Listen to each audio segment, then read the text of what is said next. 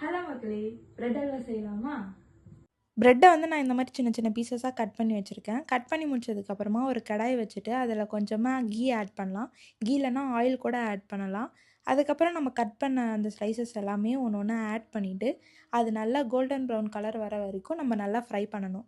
Fry பண்ணி முடிச்சதுக்கப்புறம் அதே கடாயில் கொஞ்சமாக தண்ணி, அதுக்கப்புறம் எவ்வளோ சர்க்கரை வேணுமோ அந்த அளவுக்கு சர்க்கரை, அது எல்லாமே போட்டு கொதிச்சதுக்கப்புறமா நம்ம ரோஸ்ட் பண்ண அந்த பிரெட் ஸ்லைசஸை ஆட் பண்ணிவிட்டு அது நல்லா கலரணும். இந்த மாதிரி ஒரு கன்சிஸ்டன்சி வர வரைக்கும் நல்லா கலரிட்டு ஒரு பவுலில் எடுத்து வச்சுட்டு மேலே உங்களுக்கு கேஷ்யூ வேணும்னா கேஷ்யூ இல்லைனா ஆல்மண்ட்ஸ் எது வேணாலும் ஆட் பண்ணிவிட்டு நீங்கள் சாப்பிடலாம். பிரெட் அல்வாலாம் செஞ்சு எடுத்துட்டு வந்தாச்சு.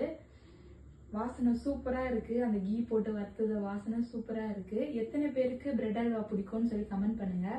24 hours பிரெட் வச்சு ஒரு சேலஞ்ச் பண்ணியிருக்கேன். அது நீங்கள் பார்க்கணும்னு நினச்சிங்கன்னா கீழே கேப்ஷனில் இருக்க லிங்க்கை நீங்கள் டச் பண்ணிவிட்டு அந்த வீடியோவை பாருங்கள்.